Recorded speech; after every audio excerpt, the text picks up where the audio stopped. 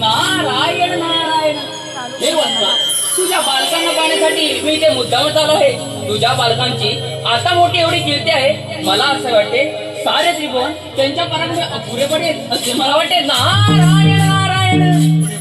आपल्या आशीर्वादाने माझे बालक आयुष्य वाढवून पराक्रमी व्हावे आणि प्रतिमेला जिंकण्यास समर्थ व्हावे असा एक उपाय सांगावा माझ्या पुत्रांना. नारायण नारायण.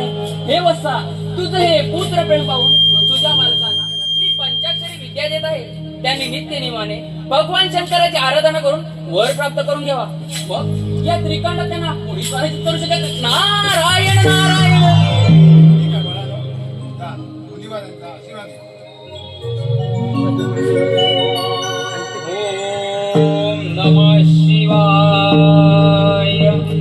ओम तत्पुरुषाय विद्महे महादेवाय धीमहि तन्नो रुद्र प्रचोदयात्. ओम नमः शिवाय. बालकांनो, या पंचाक्षरी विद्येचा निश्चय जप करा. येतो मी. नारायण नारायण.